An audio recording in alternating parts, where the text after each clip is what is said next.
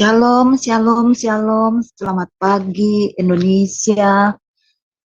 Selamat sore menjelang malam bagi saudara-saudari kami yang terkasih yang berada di Amerika, dan selamat menjelang malam bagi saudara-saudari kita yang ada di Jerman dan sekitarnya.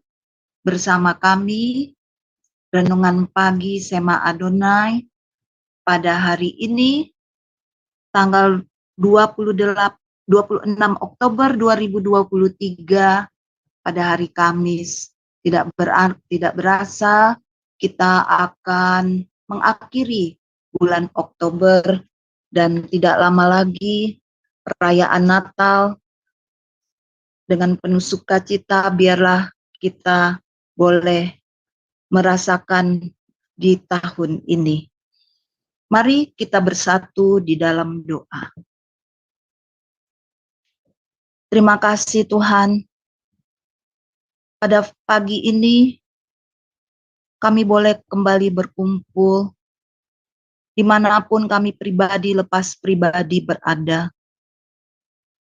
Kami mohon Bapa yang penuh kasih setia kepada kami, kuduskanlah kami, ampuni segala kesalahan dan dosa kami dimanapun kami berada. Layakkan kami Bapa, agar pelayanan kami boleh berkenan kepadamu. Jamaah kami pribadi lepas pribadi yang melayani di mimbar ataupun di multimedia, dan kami mohon Engkau kawal, Engkaulah yang menjadi barisan depan kami, Engkau yang menjadi barisan belakang kami, sehingga seluruh peralatan yang kami gunakan dalam keadaan baik, data yang kami gunakan tidak berkekurangan, listrik tidak padam,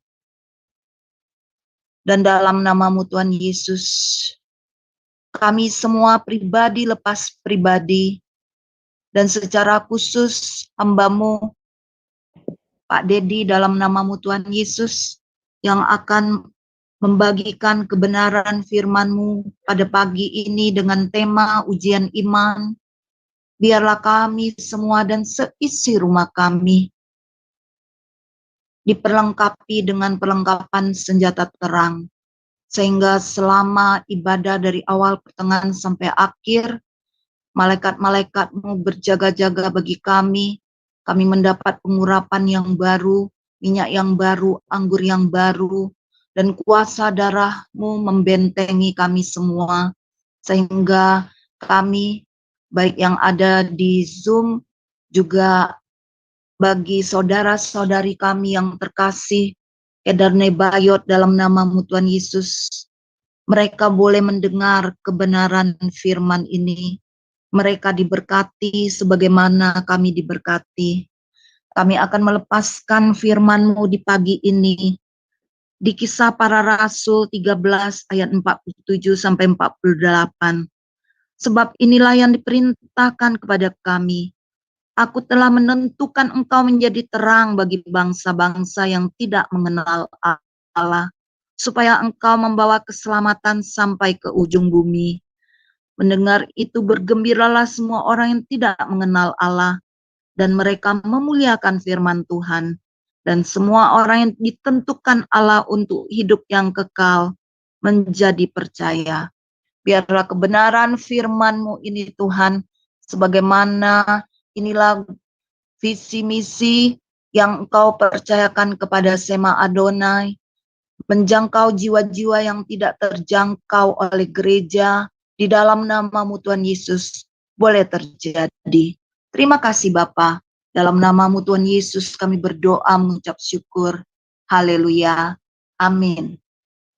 Sebagai pujian di pagi ini, kita akan mendengarkan oleh Ibu Murni yang dikaruniai Tuhan talenta yang luar biasa, bisa bernyanyi dan bermain gitar dengan pujian Walau 1000 rebah di sisiku. Kami persilakan.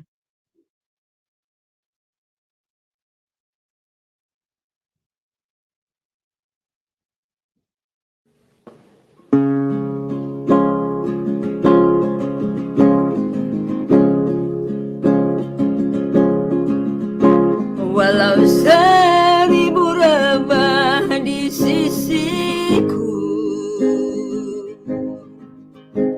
Kau tetaplah Allah penolongku. Walau 10.000 rebah di kananku, takkan ku goyah, sebab Yesus sertaku.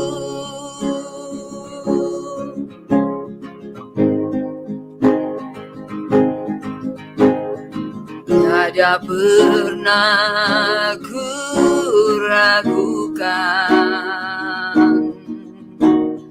kasih setiamu, ya Tuhan.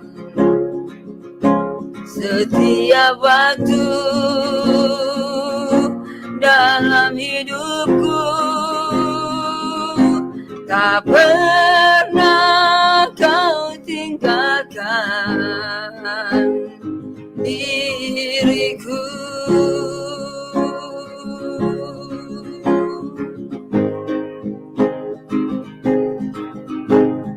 Mesti langit tanpa suram, awan gelap pun menghadang, hadapi badai, lewati gelombang, tak pernah Kau tinggalkan diriku.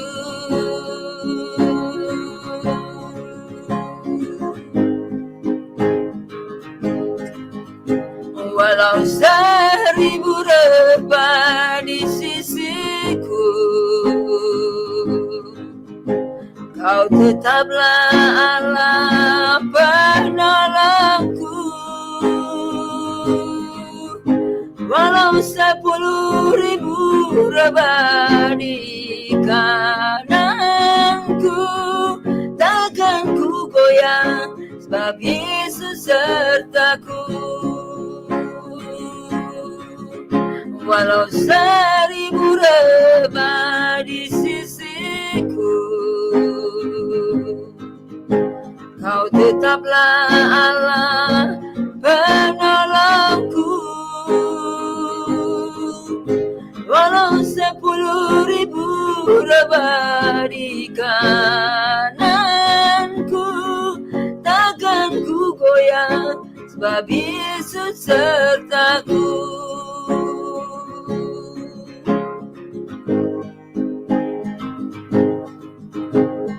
Tiada pernah ku ragukan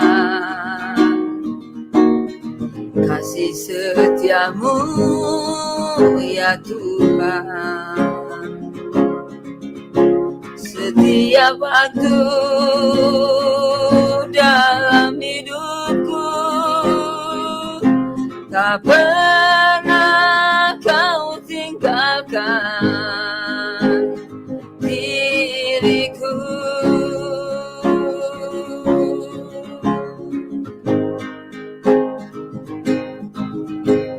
Meski langit tanpa suram,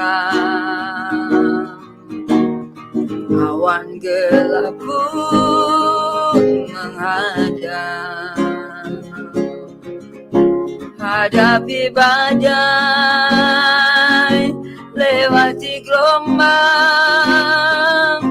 tak pernah Kau tinggalkan diriku.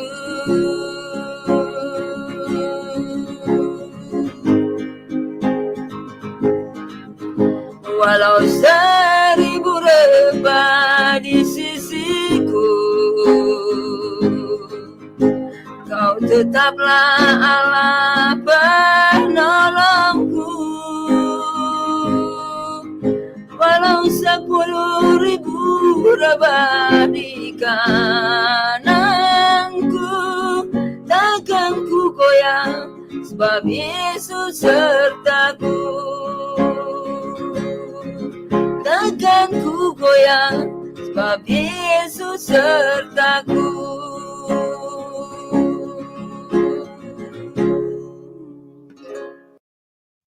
Ya, pujian firman yang dikumandangkan pagi ini, biarlah iman kita tetap teguh, apapun yang sedang menimpa dunia saat ini. Kita sudah mendengar deru-deru perang, kelaparan mulai terjadi di mana-mana, tapi firman Tuhan, ya dan amin, dialah yang akan memelihara kita, asal kita melekat kepada Tuhan sebagai pokok anggur kita. Terima kasih Bu Murni, biarlah Tuhan memberkati pelayanan Bu Murni. Dan di pagi ini, saudara-saudariku yang terkasih, kita akan mendengarkan renungan oleh Pak Dedi Kurniawan dengan tema ujian iman. Biarlah kebenaran firman ini semakin menguatkan kita apapun yang Tuhan sampaikan melalui hamba-Mu ini. Terima kasih. Waktu dan tempat kami persilakan, Pak. Terima kasih Ibu Hana. Shalom, selamat pagi Bapak Ibu semua. Dikasih Tuhan, salam pemenang, salam dahsyat dalam Tuhan kita, Yesus Kristus. Puji nama Tuhan, pagi hari ini kita ada bersama-sama untuk kita membangun suasana hati yang terus kita persembahkan buat Tuhan. Dan ibadah pagi hari ini adalah ibadah yang kiranya kita persembahkan kembali untuk hormat dan kemuliaan Tuhan. Hari ini kita akan belajar dengan satu tema, yaitu ujian iman. Ketika kita berbicara tentang ujian, apa yang sebenarnya ada di dalam benak kita? Saudara, apa itu ujian? Kenapa ujian itu ada? Dan bagaimana kita menghadapi ujian? Ini adalah bagian yang sangat penting. Ketika kita ada, sebagaimana kita ada, sebagai anak Tuhan, sebagai orang percaya, menyikapi ujian yang seringkali diizinkan Tuhan terjadi di dalam kehidupan kita. Saudara, kata ujian identik dengan orang yang belajar. Kata ujian identik dengan seorang yang akan mempersiapkan diri untuk naik ke jenjang berikutnya. Ya, ujian itu adalah bagian dari mana kita akan mengalami satu proses next level secara rohani. Tanpa ujian, maka kita tidak akan pernah mengalami yang artinya adalah pertumbuhan yang baik di dalam Tuhan. Ujian itu penting. Untuk apa? Supaya dengan ujian itu kita mampu menyikapi setiap tantangan, pergumulan, persoalan dengan sikap yang dewasa dari sudut pandang iman. Bukan hanya sekedar dewasa secara jasmani. Ada banyak orang dewasa secara jasmani, tapi ketika menyikapi setiap persoalan, mereka gagal di sini. Mereka menyerah. Mereka nggak tahu kiat-kiat, cara-cara untuk menghadapi proses di dalam menjalani kehidupan yang disebut dengan ujian. Saudara, ketika kita punya anak, kita tahu ada masa di mana mereka akan naik kelas. Maka sebagai orang tua, kita sudah memberikan motivasi kepada anak kita. Sudah memberikan pengawasan kepada anak kita. Nak, kamu persiapan ya.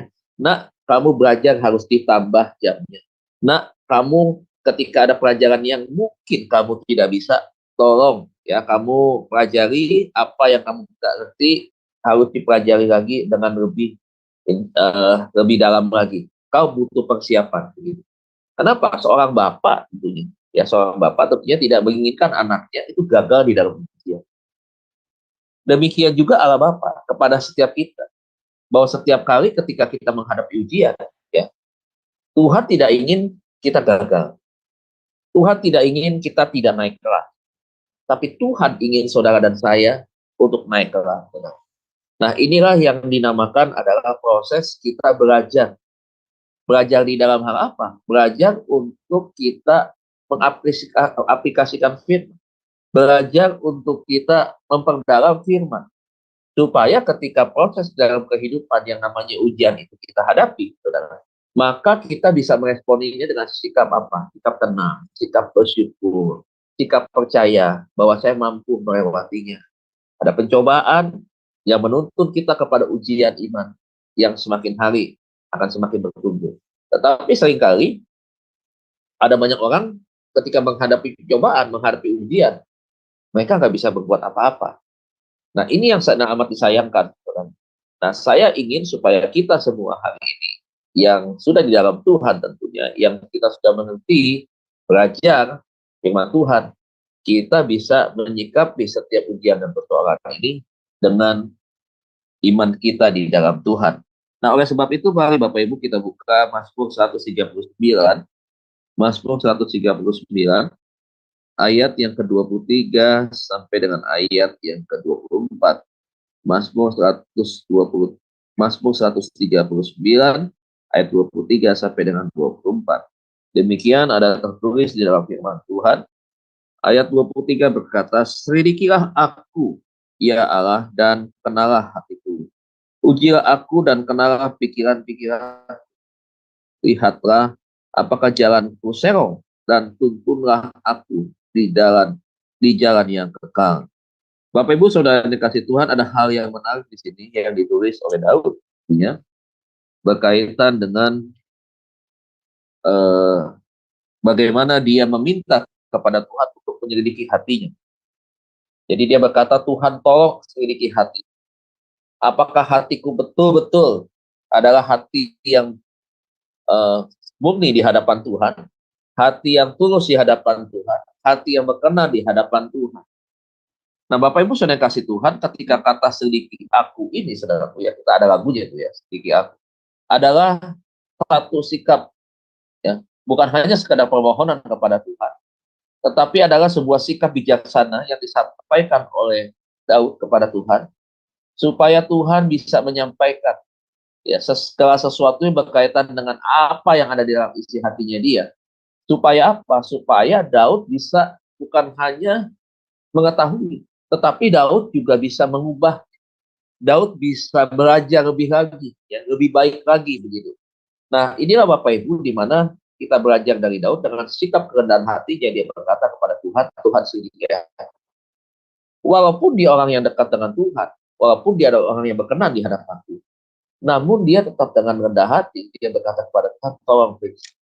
Supaya apa? Supaya hatinya ini tidak menyimpang. Nah, saudara, kita bisa melihat bahwa ada 4 hal penting yang kita lihat di ayat yang ke-23 ini. Ayat ke-23 itu berkata bahwa untuk yang pertama adalah menyelidiki hidup kita.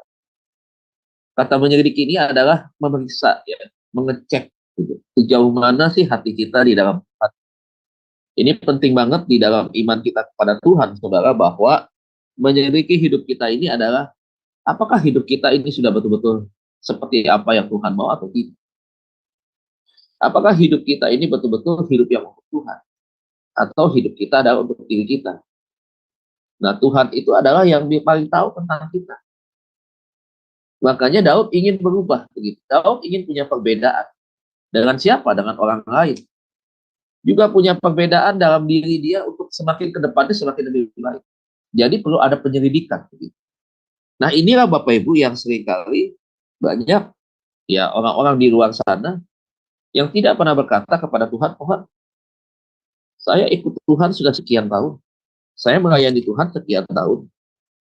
Tetapi di dalam perjalanan pengiringannya dia, ya, dia nggak pernah tanya sama Tuhan, "Tuhan, betul gak sih yang katanya menyenangkan Tuhan sampai hari ini aku sudah menyenangkan Tuhan?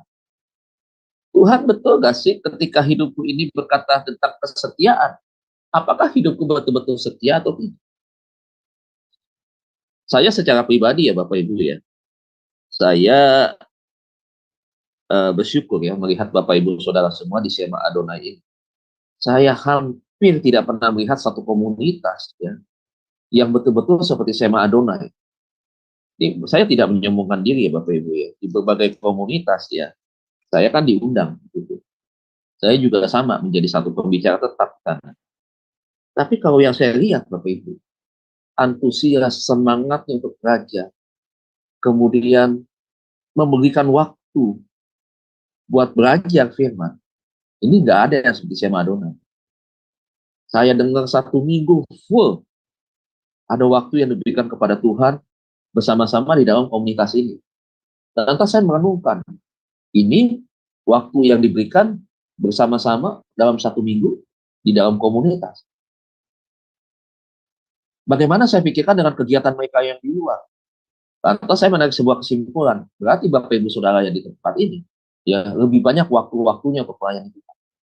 Ya, Yohana ada pelayanan di luar, ya, yang saya tahu ya.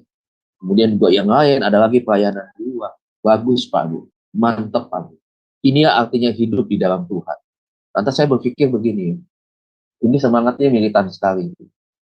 Tetapi saya selalu doakan begini, Bapak Ibu. Siema Adonai dipercayakan kepada Bapak Ibu Saudara pagi hari ini ada di Zoom ini. Itu Bapak Ibu harus jaga. Kenapa? Karena ini adalah bagian daripada hidup saudara. Jadi hati-hati Bapak Ibu ya. Semakin Siema Adonai ini ya, semakin menjadi dekat. Ya. Semakin Siema Adonai ini semakin banyak orang yang dipercayakan ada di dalam komunitas ini.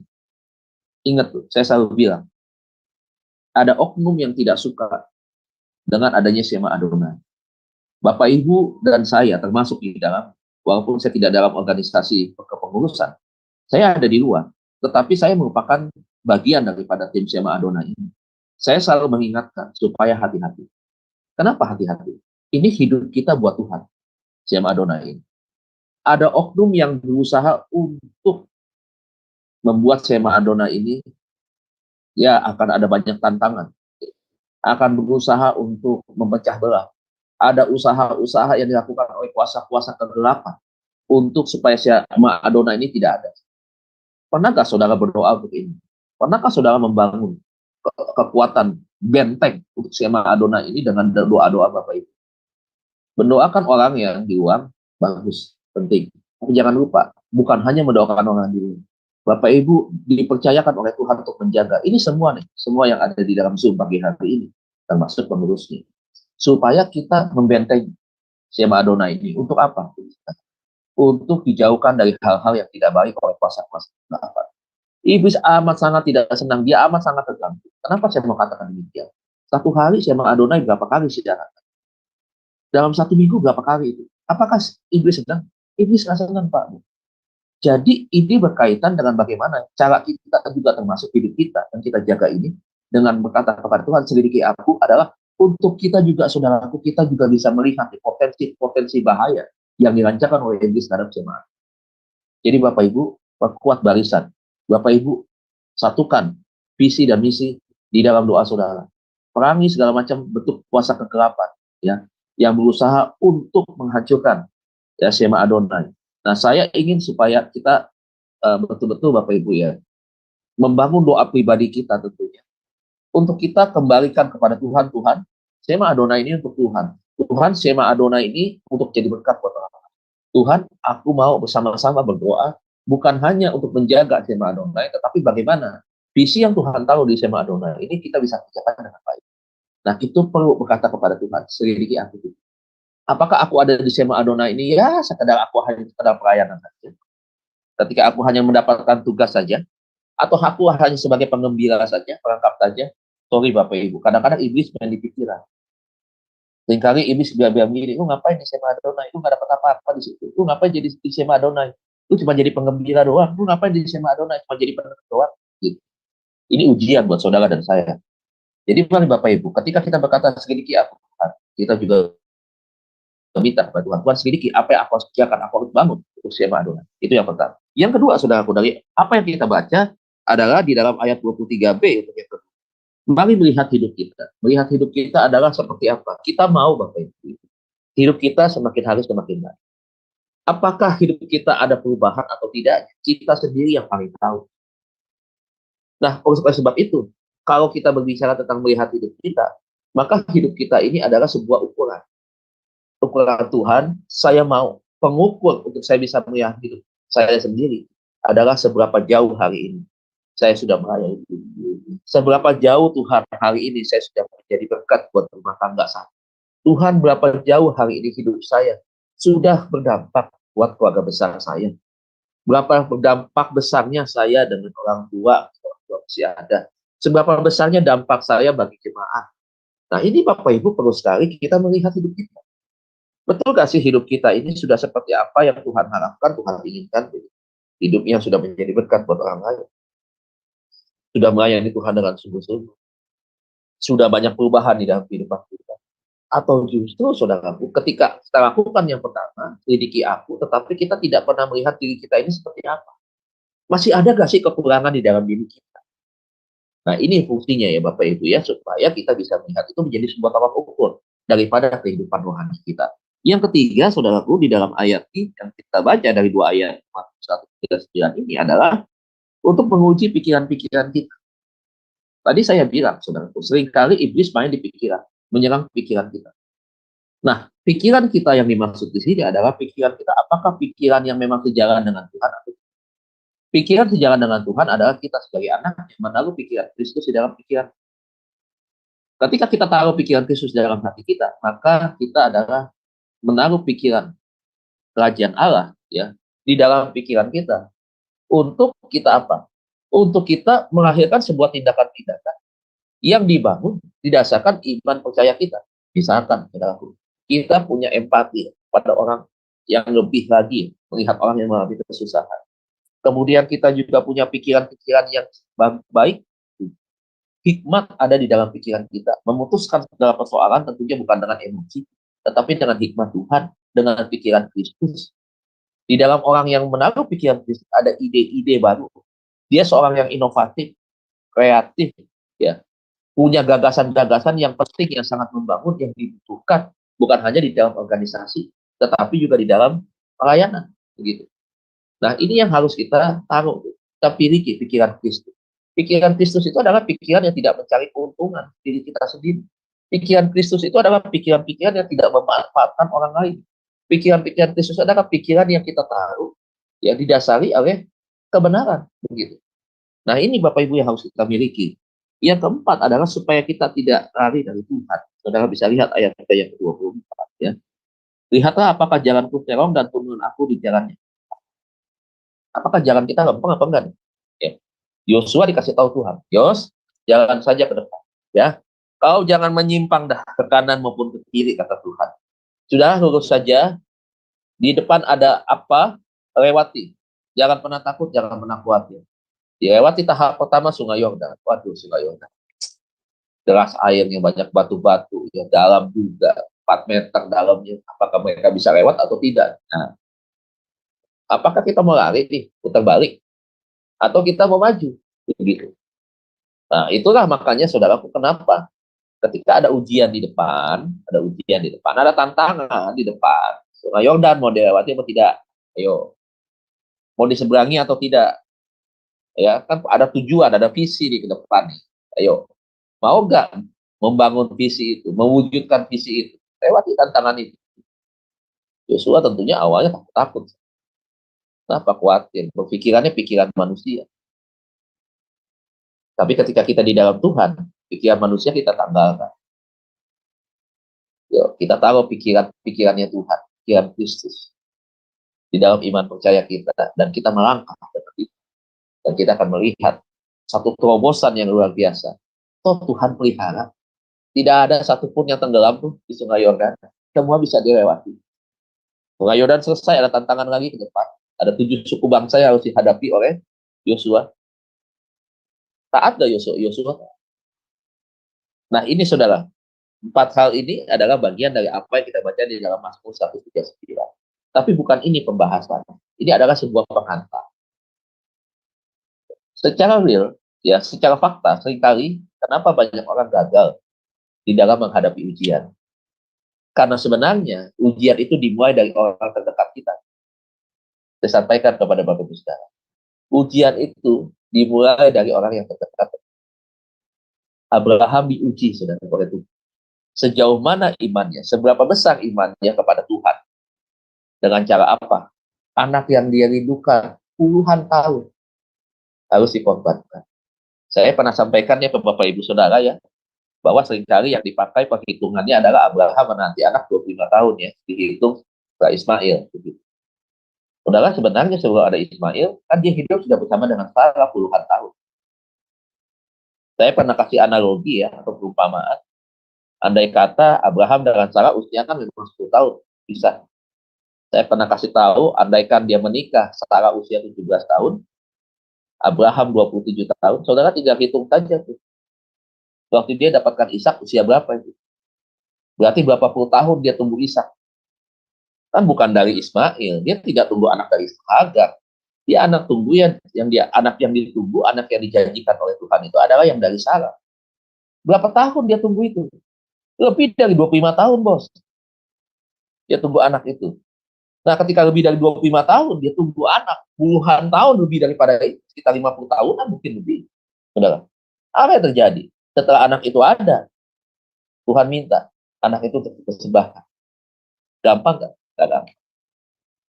Kadang-kadang ada orang yang sudah diberkati, ya, untuk menabur saja, saudara.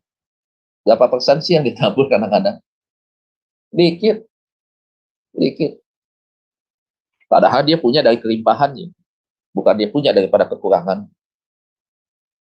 Janda miskin itu adalah ujian iman. Dia mempersembahkan dari apa yang dia miliki. Cuman itu satu-satunya yang dia punya. Dia persembahkan itu, mempertaruhkan itu daripada kelangsungan hidupnya dia. Ketika dia persembahkan itu, sudah barang tentu dia tidak punya uang yang lagi yang lain. Untuk dia mungkin makan, untuk dia bisa bertahan hidup. Untuk dia tetap bisa survive. Tapi apa yang terjadi? Dia persembahkan itu kepada Tuhan. Oh, yang lain pamer, memberi. Waduh, itu banyak jumlah persembahan yang diberikan. Tapi si perempuan ini tuh tanpa paksaan. Bukan karena dia mau cari muka sama Tuhan. Tidak. Bukan dia pengen dipuji. Tidak. Dia memberikan itu. Bukan sebagai taruhan. Bukan sebagai untung-untungan. Ya, seperti masang lotre. Bukan. Tetapi dia memberikan itu berdasarkan kecintaan. Ujian. Ini ujian untuk next level. Kadang-kadang itu yang menjadi sebuah hal yang kenapa banyak orang akhirnya tidak mengalami mujizat di dalam hidup. Banyak orang tidak merasakan kebaikan karena mereka hitung-hitungan. Sementara Tuhan nggak pernah hitung-hitungan itu sama kita. Betul nggak, saudara? Dia nggak hitung-hitungan. Dia yang maha agung, ya, dia yang maha mulia, mau datang ke dalam dunia mengambil rupa manusia untuk menebus manusia yang berdosa dengan segala macam bentuk kejahatan yang menjijikan, dan dia mau mati. Sang Raja Agung itu. Untuk siapa? Untuk manusia. Dia nggak hitung-hitungan, Pak. Berapa banyak orang, ayo, dan mereka gagal di dalam ujian. Karena mereka tahu pikiran manusia. Berkat yang besar untuk Tuhan, yang dia terima dari Tuhan, untuk dia kembalikan kepada Tuhan. Kadang-kadang ada beberapa yang masih hitung-hitungan sama Tuhan. Oke, Bapak Ibu. Ujian pertama bagi anak Tuhan adalah satu, ujian kita dengan sesama. Amsal 27 ayat 17. Kita lihat Amsal 27 ayat 17. Ini ujian. The real ujian saudara dan saya hari yang pertama adalah dengan sesama, dengan orang terdekat. Amsal 27 ayat 17. Ya. Dikatakan demikian. Besi menajamkan besi. Orang menajamkan apa? Sesamanya. Garis bawahi, orang menajamkan sesamanya. Ya. Besi menajamkan besi itu berbicara tentang apa sih? Berbicara tentang kalau saudara melihat, ya, contoh sebuah pisau itu diasah, dipertajam, itu tidak hanya dengan batu, tetapi diasah juga dengan menggunakan besi. Ya, ketika diasah itu, saudaraku, ya, ada gesekan-gesekan. Kadang-kadang semakin kita kuat menggeseknya, saudara, ya, bisa saja, ya, bisa memunculkan itu panas, ya, sifat panas yang keluar daripada besi yang digesek.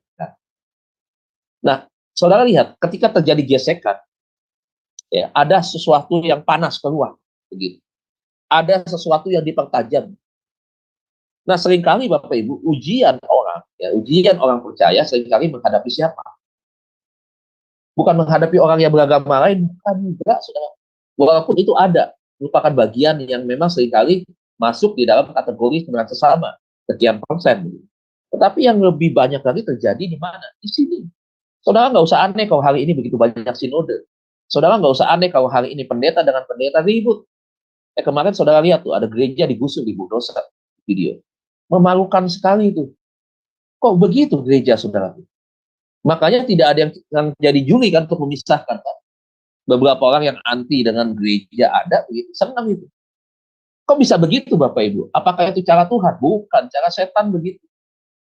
Ini lihat nih makanya Amsal 27:17 berkata bahwa ujian terhadap imanmu, ya itu dimulai dari siapa? Dari orang terdekat. Gesekan, Pak Bu.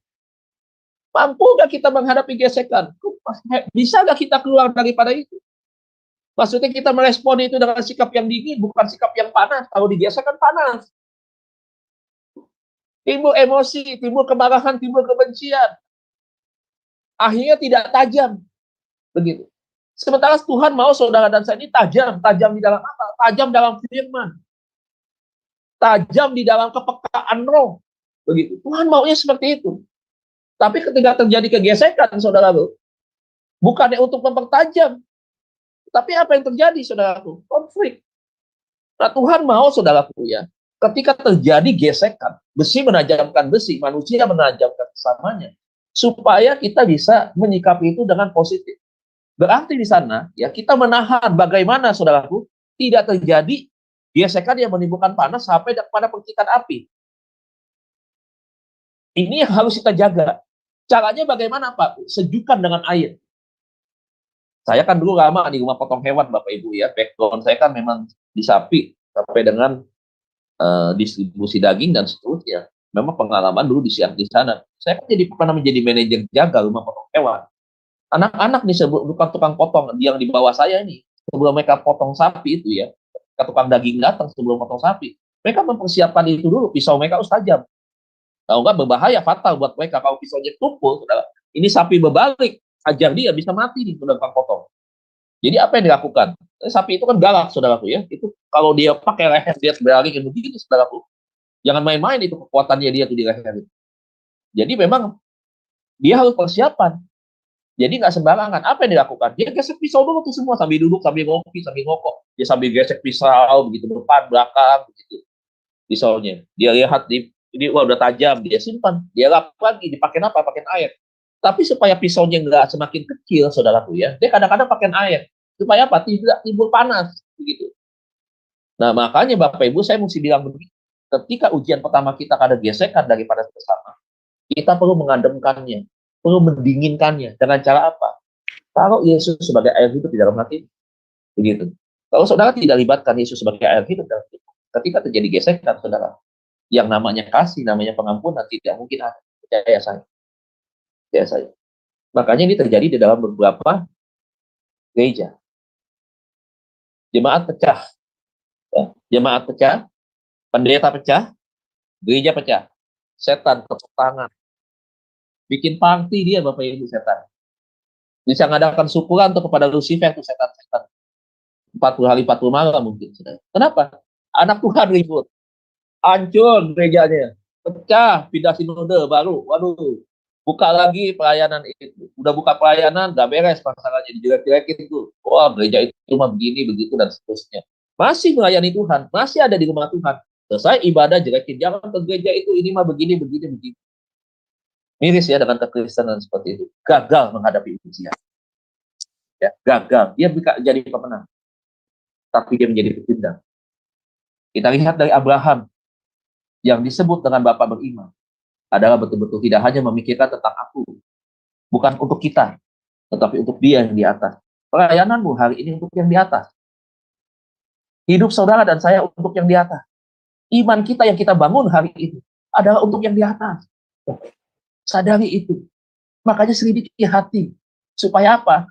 Ketika kita menyelidiki hati kita ada yang kurang, kita cepat-cepat bereskan di hadapan Tuhan. Jadi ini Bapak Ibu, organisasi hancur, pelayanan hancur. Itu kenapa? Karena besi menajamkan besi, manusia menajamkan. Ini ujian yang pertama. Yang seringkali ini Bapak Ibu kita bisa lihat. Oh, gereja ini hancur. Kenapa? Oh, karena begini. Oh, ini kenapa lagi tidak pelayanan? Oh, karena begini. Saudara lihat. Banyak fakta di luar seperti itu. Sebuah perenungan buat kita. Apakah kita mau seperti itu? Ujian buat kita. Yang kedua, Bapak Ibu, ujian apa yang seringkali kita hadapi di dalam real kenyataan fakta kehidupan perjalanan iman kita di dalam Tuhan. Yang kedua adalah ujian akan uang, saudara. Matius 6 ayat 24. Matius pasal 6 ayat yang ke-24. Matius pasal 6 ayat yang ke-24. Demikian firman Tuhan. Siapa yang ngomong di saudara, kita bisa tahu. Ya. Matius pasal 6 ayat yang ke-24, Tuhan berkata begini. Tak seorang pun dapat mengabdi kepada dua tuan.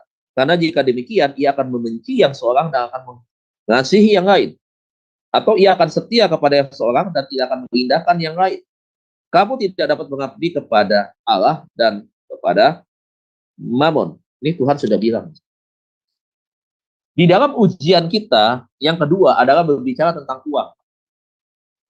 Nah, Alkitab berkata dan mencatat lewat pesan Tuhan kepada kita pagi hari ini adalah bahwa kita harus menentukan siapa yang kita layani. Bahwa kita harus fokus kepada satu daripada antara dua pilihan hidup manusia.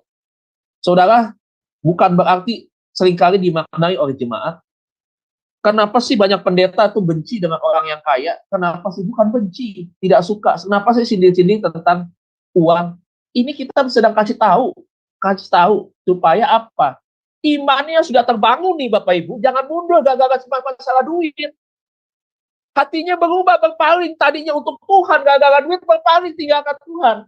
Kita nggak mau seperti itu. Kalian yang diutamakan, kalau bahasa dunia bilang yang didewa-dewakan, itu bukan uang. Yang menjadi fokus utama, tujuan utama itu adalah Tuhan Bapak Ibu. Supaya hati kita tidak terkontaminasi dengan uang, ya, dengan cinta uang, bukan dengan uangnya sebagai alat yang kita butuhkan di dalam kita ada di dalam dunia ini, akan kebutuhan, akan segala macam, ya, dengan uang yang kita terima atau kita miliki begitu, ya, bukan itu, tetapi apa? Cinta akan uangnya ini, saudara, melebihi cinta kita kepada Tuhan. Akhirnya orang dengan segala macam bentuk cintanya kepada uang, orang begitu banyak terjebak kepada jebakan iblis. Yaitu apa, saudaraku? Akhirnya manipulasi, korupsi, ya, jual beli mobil dengan cara nipu misalkan. Apalagi, saudaraku, jual dengan cara-cara yang lain, dengan kecurangan-kecurangan. Coba. Ini yang Tuhan tidak mau. Artinya begini, kau sedang melayani Tuhan. Kau sedang membangun kesetiaan kepada Tuhan. Tuhan bertanya kembali kepada orang tersebut, kenapa hatimu menyimpang, nak? Kenapa kau selingkuh daripadaku, nak? Katanya kau setia kepadaku, tetapi kau setia juga kepada Mammon. Kenapa kau persembahkan hidupmu buat Mammon, nak? Karena Mammon tidak menyelamatkan hidupmu. Kau saudara baca, lihat ke atasnya. Ya, harta di dunia tidak mungkin, saudara, bisa ada di dalam kerajaan surga. Karena harta dunia itu akan habis. Karat dan ngengat pun bisa memakannya, gitu. Tidak ada nilainya yang akan dibawa ke surga nanti, kata Tuhan. Yang harus kita jaga, yang harus kita bawa itu adalah apa? Harta kita nanti untuk di dunia, untuk di surga nanti, kumpulkan itu di dunia. Apa itu? Ya, melayani Tuhan, begitu. Hidup sungguh-sungguh di hadapan Tuhan. Memberi untuk pekerjaan Tuhan, begitu. Mempersembahkan hidup saudara sebagai persembahan yang kudus, berkenan kepada Allah. Di dalam ibadah saudara yang sejati. Itu di dalam siapa? Di dalam Tuhan, bukan di dalam uang, saudara. Bukan artinya, makanya jemaat ini harus punya pemikiran yang betul-betul, saudaraku. Ya, pikiran Kristus tadi, taruh, sehingga tidak terjadi miss di dalam hal berpikir, menangkap sebuah pesan Tuhan, begitu. Jadi bukan karena anti, bukan. Kami sedang memperingatkan supaya hati-hati. Saya juga bekerja, butuh uang, saudaraku. Saudara pikir tidak butuh uang. Anak saya harus makan, anak saya harus bayar kuliah. Saya harus bayar listrik. Nggak bisa beli token listrik, ketika habis bunyi, bagi siapa Adonai begini, misalkan, tiba-tiba saya keluar, saya berbahasa kok angkat tangan. Oh, rabata kaya rasa kaya nang, oh, mama begitu. Enggak begitu, bodoh itu kalau begitu caranya, saudara. Mohon maaf, bukan saya menghina ini. Bukan begitu, karena memang harus dibeli begitu. Karena Tuhan sudah tahu penyembahan bakso itu adalah untuk apa? Membangun komunikasi kita dengan Tuhan. Bukan apa-apa tumpang tangan, dompet kosong misalkan nih, dompet kosong. Urapi dengan minyak urapan, berdoa nanti siang ada ngantirin uang. Oh, Bapak Ibu gimana sih? Ya, enggak begitu, kerja dengan baik. Ya, tetapi jangan lupa Tuhan tidak larang saudara untuk kerja, tetapi hati saudara motivasinya harus benar, bukan uang. Begitu. Uang itu bisa membawa orang salah, menyimpang daripada jalan yang benar, begitu. Jadi saudara harus membangun satu hubungan di dalam koridornya Tuhan, hubungannya baik, lurus, orientasinya hanya Tuhan. Begitu. Ya, saudaraku ya. Jadi saudara jangan pernah berpikir bahwa aduh kok sekali-kali uang, betul. Saya bicara soal uang, tapi untuk meluruskan. Bukan berbicara tentang banyak membeli, saudara akan diberkati, berlipat-lipat kali ganda. Bukan itu. Karena kalau saudara mau diberkati, saudara mau kaya, mau sukses, bekerja dengan jujur, bisnis dengan jujur. Libatkan Tuhan di dalam bisnis saudara. Libatkan itu di dalam pekerjaan saudara. Saudara jadi karyawan. Mulailah itu dengan pekerjaan saudara kepada Tuhan. Tuhan, aku serahkan pekerjaan itu dalam tangan Tuhan. Tuhan berikan aku motivasi, berikan aku ide-ide, berikan aku segala sesuatu yang aku bisa tunjukkan untuk aku bisa bekerja baik. Lewat pekerjaanku, aku persembahkan untuk Tuhan. Ketika aku persembahkan itu, ada hasil yang terbaik itu untuk kemuliaan Tuhan. Saudara pasti diberkati Tuhan. Begitu. Jadi jangan minta-minta kepada Tuhan dengan sesuatu yang salah. Ini ujian. Makanya ketahuan ya saudaraku ya, kita ikut Tuhan ini ujian hati kita itu bisa kelihatan. Dari doa sebenarnya bisa tahu. Apa yang sih dia ucapkan dari doanya dia? Ya, kalau bicara soal berkat dan berkat lagi, tentu salah. Makanya saya bilang bahwa nggak usah tagih berkat ya Tuhan. Tuhan tahu apa yang kita butuhkan sebenarnya. Kita nggak bicara soal uang, kita bicara soal hati, kita bicara soal pelayanan, hati kita tertuju pada Tuhan. Tuhan tahu apa yang kita butuhkan, dia sediakan buat kita. Makanya firman Tuhan berkata, carilah dahulu kerajaan Allah, maka semuanya itu akan ditambahkan. Apa sih yang ditambahkan? Kehidupanmu, pekerjaanmu, bisnismu, jodohmu, misalkan kesehatanmu, itu akan ditambahkan oleh Tuhan. Selama kita mencari dan mendahulukan Tuhan. Makanya hati-hati, jangan terjebak kepada mamon. Makanya saudara selalu kita belajar bahwa pelayanan itu jangan identikan selalu dengan uang. Beberapa orang jadi skeptis ya melihat pendeta-pendeta dengan gaya hidupnya yang hedonis. Pakai jam tangan, nggak ada yang pakai ratusan ribu, puluhan juta begitu. Saya jujur nih Bapak Ibu, saya jujur nih, jujur. Kalaupun saya punya jam puluhan juta, lebih baik saya pakai jam ratusan ribu. Lebih baik saya datangi ke satu kampung di sana yang banyak orang susahnya. Lebih baik saya berikan beras, saudara, buat mereka makan, dibandingkan untuk saya. Begitu. Kenapa? Saudara tahu, kenapa saya mengatakan demikian? Karena saya sedang berusaha untuk kumpulkan harta saya di sorga, bukan di dunia.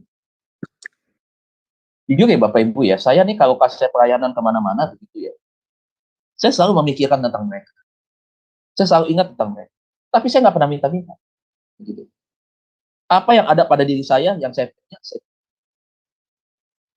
memberi bukan bicara soal hal besar banyak, besar ataupun banyak. Tidak. Memberi sesuai dengan takaran yang ada pada kita, maka takaran itu akan ditimbang, akan menjadi sebuah hal yang Tuhan ingat. Makanya hati-hati. Tuhan sudah kasih tahu, kalau Tuhan sudah kasih tahu, ikutin aja dan dengerin aja. Tuhan sayang sama saudara dan saya, supaya kita hati-hati jangan terjebak kepada mammon. Ya, ini poin yang kedua. Ujian yang seringkali kita hadapi di dalam pengiringan kita, status kita sebagai anak Tuhan yang kedua. Yang pertama tadi adalah ujian kita terhadap sesama. Ya, gesekan-gesekan ini. Maju atau mundur? Tetap kuat atau tetap panas hati? Bagaimana panas hati supaya tidak panas ketika terjadi gesekan? Ya, taruh itu Yesus sebagai air hidup di dalam hati. Jadi gesekan, maka tidak akan timbulkan percikan api panas yang menyebabkan itu tadi, ya. Rasa panas itu akan menyebabkan apa sih saudara?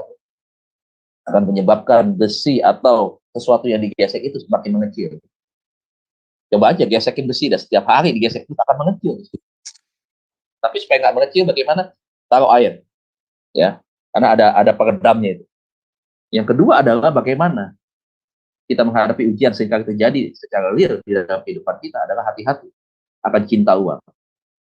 Cinta Yesus. Di dalam cinta Yesus ada berkat Tuhan yang akan diberikan kepada saudara. Itu berkatnya dengan berkat yang benar. Ya, nah itu yang kedua. Yang ketiga, saudaraku, yang ketiga yang terakhir adalah ujian apa yang seringkali secara kasat mata yang orang lain lihat ataupun di dalam kehidupan kita hadapi. Yang ketiga adalah ujian keinginan daging. Ujian segala macam keinginan. Termasuk di dalamnya ada keinginan daging. Bukan dengan keinginan roh.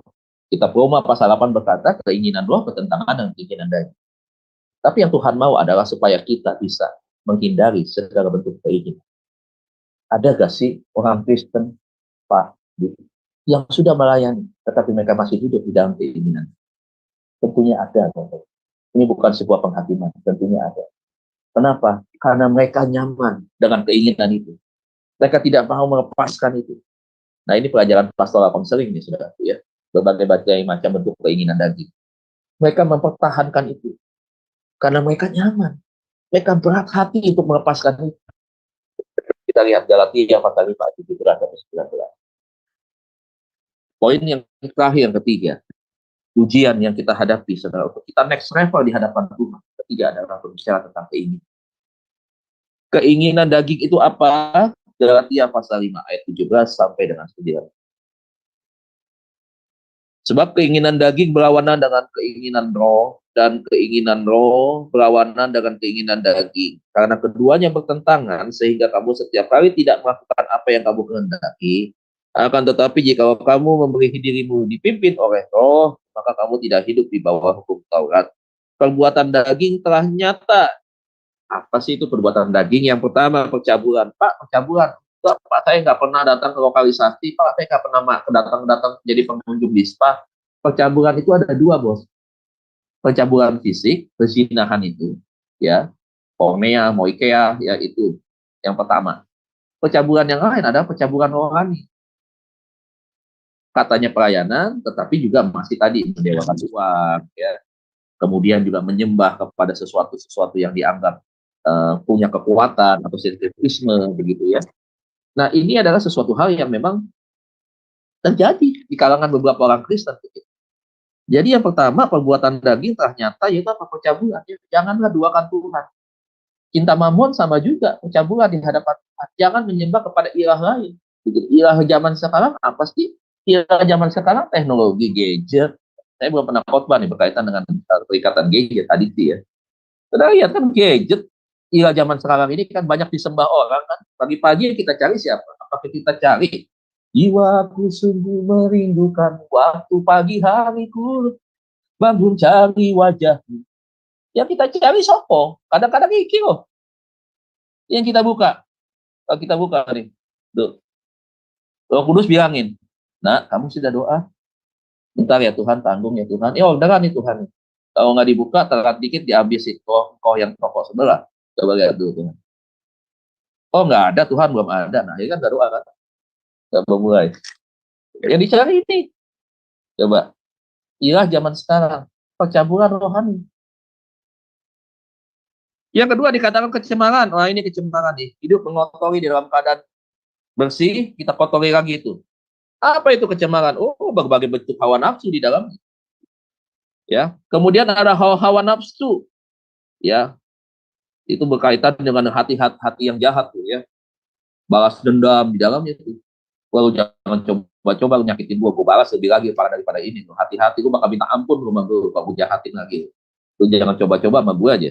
Nah, saya enak saudara ya, dengar orang Kristen kalau saya ngomong gini saya enak. Saya nggak simpati dengan model-model kayak begini. Lo mau kaya apapun, gue nggak peduli. Gitu. Kalau udah ngomong kayak begitu, lu coba aja. Lu mau pakai cara apa? Waduh, begitu. Lu mau pakai cara apa sama gua? Lu berani ngejak-ngejak gua, lu berani ngelawan gua. Kalau gua udah balas lebih daripada ini, anak istri lu bisa sujud-sujud di bawah kaki gua lo. Menderita lu berani macam-macam sama gua. Bukan begitu, bos. Nggak di alam yang begitu. Bukan begitu. You bodoh nih yang model-model kayak begini. Ya. Nggak perlu, kekristenan tidak bicara seperti itu. Apakah Yesus nggak bisa ketika disalib dia bilang malaikat hajar, satu malaikat bisa bunuh 180.000 orang lebih kok? Dia nggak bisa. Dia bisa. Begitu. Kita belajar makanya lihat daripada Yesus keadaannya seperti apa. Jangan cuma kita percaya Yesus, tapi keadaannya kita nggak pernah tahu. Kita nggak pernah menghidupi. Ya. Apalagi dikatakan penyembahan berhala, sihir, perseteruan. Ah ini perseteruan ya. Biasa nih berantem sana sini ya. Persisihan, beda pendapat, sedikit-sedikit marah, ribut begitu. Baru ceritain, gue tahu gak sebenarnya dia dulu kayak gimana. Sekarang aja dia ada di sini tuh, lu nggak tahu sih kehidupan dia dulu ya. Nih gue jangan ngomong-ngomong lagi, gue paling tahu kakunya dia ada, gue paling tahu dari sejak anaknya masih kecil, gue udah tahu kehidupan dia kayak apa, lakinya gue tahu, emaknya kayak tahu, hidupnya dia susahnya bagaimana gue tahu. Kemudian iri hati, ya tidak senang ya orang sukses. Udah dengan baik nih, satu hal yang harus kita miliki semua buat yang dengar di sini, dan di Zoom maupun yang di luar. Percaya saya ya. Kalau saudara mau diberkati, buang itu iri hati. Pak, orang lain kenapa diberkati saya tidak? Jangan suka banding-bandingkan di hadapan Tuhan, tidak sopan. Ya. Jangan pernah kita iri hati. Ya, kita lihat orang lain lebih berhasil, lebih maju. Ya, anak buah saya misalkan pelayanan lebih bagus daripada saya. Wah, gerejanya berkembang dari saya. Tidak apa-apa. Bagus. Kenapa? Dia bagian daripada kita juga. Kita berhasil bawa dia. Begitu. Saudara harus bersuka cita, ya, bersuka cita ketika orang diberkati lebih daripada kita, ya. Tapi saudara harus merasa apa? Merasa punya kepedulian ketika orang hidup di bawah kita. Menjadi orang Kristen harus seperti itu. Oh, puji Tuhan dia diberkati lebih daripada saya. Tidak usah iri, syukuri. Kalau bisa saudara doakan, Nah, ini pelajaran sulit, tidak mudah nih. Mendoakan orang yang lebih statusnya lebih daripada kita. Uangnya lebih banyak, rumahnya lebih besar, mobilnya lebih bagus daripada kita. Ini bukan satu hal yang gampang, tapi bisa kalau kita mau. Semua kembali kepada hati. Begitu. Kemudian dikatakan lagi apa? Amarah. Nah, ini emosi, temperamen, karakter. Ya, begitu. Dikit-dikit panas, dikit-dikit panas. Ada orang temperamen tuh. Nggak dipikirkan dulu, ngoceh dulu, marah dulu, ngamuk dulu. Ternyata setelah itu nggak begitu maksudnya. Baru malu kadang-kadang. Apakah harus begitu dulu? Enggak, kadang-kadang begitu. Banyak orang menyikapi persoalan bukan diam dulu, mencerna dulu.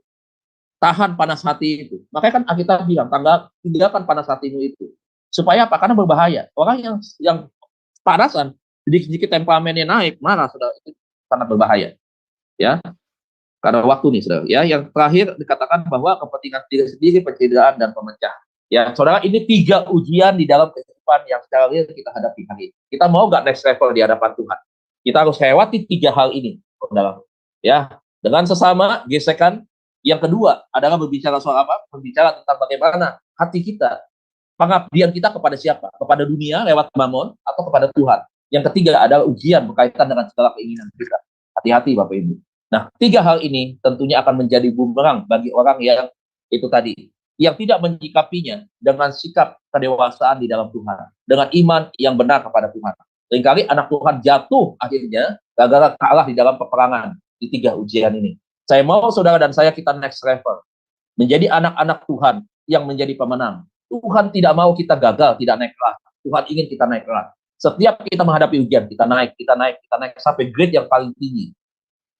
Dan pada akhirnya kita bisa mempertahankan grade yang paling tinggi itu sampai batas akhir kehidupan kita. Kita tidak turun ke bawah. Makanya dikatakan kau akan terus menjadi kepala bukan ekor. Supaya apa? Di dalam iman kita pun kita tetap ada di atas. Tidak turun ke bawah. Nah, untuk mempertahankan itu butuh yang namanya saudara apa? Iman di dalam Tuhan. Iman percaya di dalam Tuhan. Ya, kita bangun di dalam perjuangan. Kita berkata perjuangan kita bukan melawan darah dan daging, tapi juga melawan kuasa-kuasa yang seringkali menjatuhkan kita. Salah satunya cara iblis, cara setan untuk menjatuhkan, merusak hubungan kita dengan Tuhan adalah lewat 3 ujian ini. Sebenarnya masih banyak, tapi hari ini temanya 3 ujian ini. Kali ini peringkat 1, 2, dan 3. Ya, sekali banyak anak-anak Tuhan gagal dan jatuh di dalam 3 hal ini. Kiranya Tuhan Yesus memberkati kita semua Bapak Ibu. Amin untuk firman Tuhan. Tuhan Yesus berkati Bapak Ibu Saudara. Saya kembalikan kepada moderator. Terima kasih Pak atas kebenaran firman-Nya. Sebagai tanda kita diberkati, kita akan mendengarkan pujian Indah Rencanamu Tuhan oleh Ibu Murni. Kami persilakan.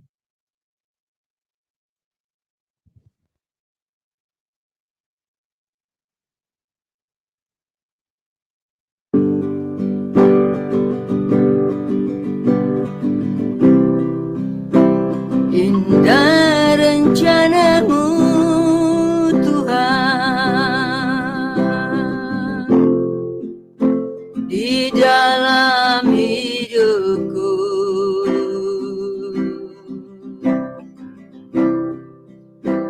walau ku tak tahu dan ku tak mengerti semua jalanmu.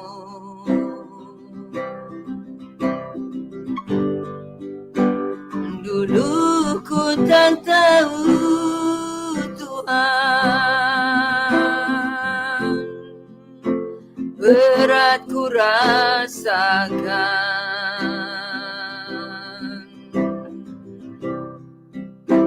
hati menderita dan ku tak berdaya menghadapi semua.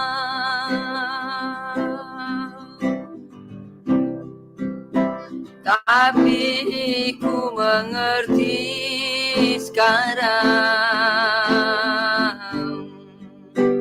Kau tolong padaku.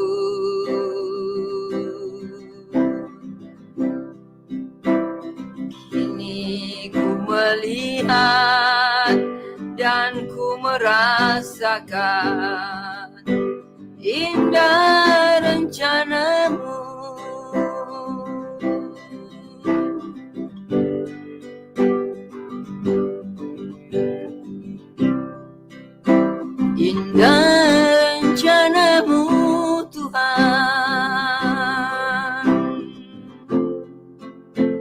di dalam hidupku.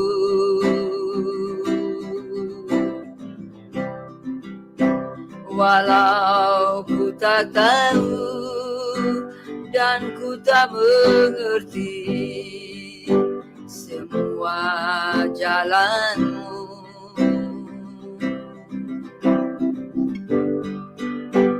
dulu ku tak tahu Tuhan, berat ku rasakan,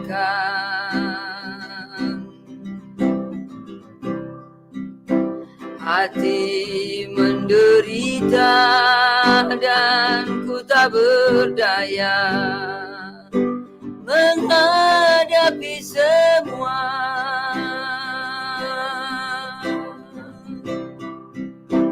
Tapi ku mengerti sekarang, Kau tolong padaku.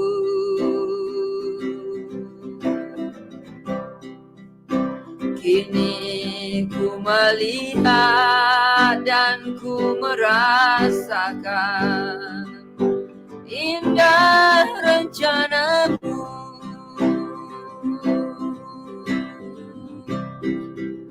Tapi ku mengerti sekarang,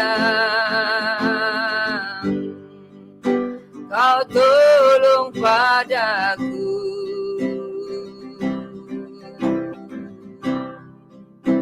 Kini ku melihat dan ku merasakan indah rencanamu.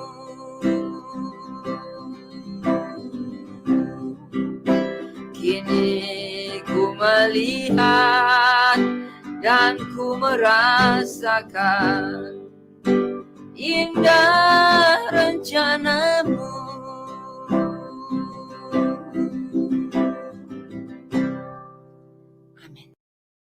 Amin.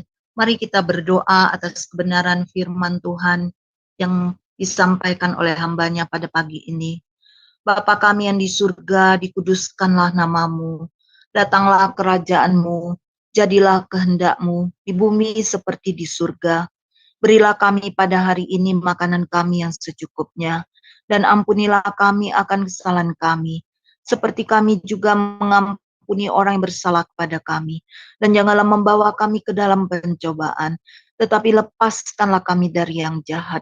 Karena Engkaulah yang mempunyai kerajaan dan kuasa dan kemuliaan sampai selama-lamanya. Amin. Bapa, kami yakin dan percaya Tuhan, seperti pesan-Mu di pagi ini, bila kami melibatkan Tuhan sebagai air hidup itu dalam kehidupan kami yakin dan percaya Tuhan, ujian yang Engkau izinkan akan membuat kami naik next level dalam kehidupan kami.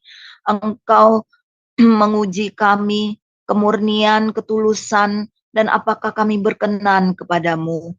Biarlah hidup kami tetap berdampak kepadamu Tuhan, dan Engkau Tuhan menguji pikiran-pikiran kami, biarlah pikiran kami sejalan dengan kebenaran firman-Mu, dan supaya Tuhan, bila ada tantangan dalam kehidupan kami akan melewati karena kami tahu goal dari visi yang Kau taruhkan dalam kehidupan kami. Bapa, biarlah kami berhasil melewati sesuai pesan firman-Mu di pagi ini. Ujian itu dimulai dari orang terdekat kami. Biarlah besi menajamkan besi, manusia menajamkan sesama. Biarlah air hidup itu meneduhkan panas di sekitar kami. Tuhan, ujian terhadap keuangan kami Tuhan, apapun berkat-berkat yang sudah Engkau percayakan kepada kami, tidak membuat kami meninggalkan Engkau karena berkat mamon melebihi daripada Engkau tanggapan kami Tuhan. Itu bisa kami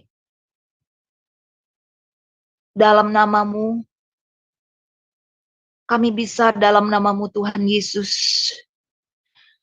tetap Engkau di atas segala-galanya. Karena itu hanyalah titipan semata daripada-Mu.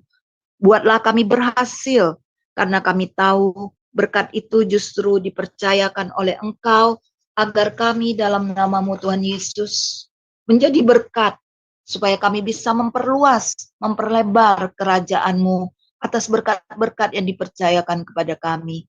Dan ujian terhadap keinginan daging kami, biarlah karakter kami diubahkan sesuai dengan Galatia yang dikatakan perbuatan daging itu Tuhan telah nyata, tapi kami bisa melewati semuanya ketika kami di dalam Engkau, Engkau di dalam kami. Kami yakin dan percaya DNA-Mu mengalir kepada kami, karena kami mengundang Engkau dengan cari dulu kerajaan Allah dan kebenarannya, baru berkat-berkat dicurahkan kepada kami. Terima kasih atas kebenaran firman Tuhan yang luar biasa di pagi ini. Biarlah hamba-Mu diberkati dalam pelayanan lebih lagi. Terus hikmat pewahyuan Kau tambahkan, karena begitu setianya hamba-Mu ini Tuhan bersama Sema Adonai. Kami yakin dan percaya ketika beliau minum air kehidupan itu Tuhan, akan menjadi mata air kehidupan yang mengalir dalam diri beliau, yang tidak akan berhenti, karena ketika beliau terus melekat kepadamu Tuhan, air kehidupan dari tahta-Mu sendiri yang akan mengalir, karena tubuh hamba-Mu dengan seisi rumahnya adalah bait kudus-Mu yang akan memberkati gerejanya dan jemaat serta pelayanan hamba-Mu ini lebih lagi. Biarlah kesehatan keluarga ini ada dalam tangan-Mu, dan kami yakin dan percaya Tuhan, Engkau akan membuat hamba-Mu ini melihat anak daripada anaknya. Berkat dari Mazmur 128, Kau tambah-tambahkan kepada hamba-Mu ini. Terima kasih Tuhan. Terima kasih Tuhan Yesus. Dalam nama-Mu kami berdoa mengucap syukur. Haleluya. Amin. Saudara-saudariku yang terkasih, saya akan mengumumkan tentang doa syafaat. Kami akan mendoakan pada hari Senin dan hari Sabtu, renungan pagi, Sema Adonai, memang setiap hari, tapi bila ada urgent atas doa-doa yang perlu didoakan di luar hari Senin dan Sabtu, percayalah kami siap membantu untuk menopang saudara-saudariku yang terkasih, apapun persoalan pergumulan yang saudara-saudariku hadapi. Terima kasih. Ini tiba saatnya kita mengakhiri renungan pagi ini, dan biarlah hambanya Pak Dedi memberkati pelayanan renungan pagi ini. Kami persilakan Pak. Baik Bapak Ibu Saudara, saya tidak buka kamera ya Bapak Ibu ya, suara aja cukup ya. Baik Bapak Ibu Saudara, mari kita angkat kedua tangan kita, buka hati kita, arahkan hati kita kepada Tuhan, dan pandang wajah Tuhan, terima berkat pagi hari. Kekasih-kekasih Tuhan, hamba-hamba Tuhan yang diurapi dan diberkati, lakukanlah aktivitasmu sepanjang hari ini bersama dengan Tuhan. Jalankanlah kebenaran, takutlah akan Tuhan, dan jadilah berkat bagi sesama. Oleh sebab itu, terimalah berkat Allah Bapa kita di sorga, cinta kasih daripada Tuhan kita Yesus Kristus, kasih sayangnya yang berlimpah kepada kita semua. Bahkan ketika Roh Kudus memimpin dan menyertai kita, maka Dia akan menuntun kita, membawa kita kepada janjinya, yaitu menyediakan tempat bagi kita di dalam kerajaan di dalam sorga, dan pada saat satu kali kelak kita akan bersama-sama dengan Dia di dalam kerajaannya yang kekal, dan kita dapat berjumpa bersama-sama untuk kita memuji, memuliakan Tuhan di dalam persekutuan yang manis. Oleh sebab itu, pada hari ini berkat Tuhan menyertai ke dalam langkah kehidupanmu, bukan hanya sampai hari ini, tetapi juga bahkan sampai selama-lamanya. Sampai Tuhan Yesus datang di awan-awan permai, menjemput saudara, menjadikan saudara pemenang, bahkan lebih daripada pemenang. Yang percaya dan diberkati, mari kita bersama-sama katakan, amin. Tuhan Yesus berkati, selamat beraktivitas Bapak Ibu sekalian. Tuhan Yesus berkati. Terima kasih Pak. Amin, amin. Luar biasa. Saudara-saudariku yang terkasih, dengan berakhirnya doa blessing pada pagi ini, berakhirlah renungan pagi sama Adonai. Mari kita terus setia membangun tata Tuhan berdiri tidak saja bagi keluarga kita, tapi kita berdiri bagi bangsa, bahkan bangsa-bangsa, melalui ketekunan kita dalam kebenaran firman Tuhan setiap pagi bersama Sema Adonai. Terima kasih. Shalom, shalom, shalom. Tuhan Yesus memberkati.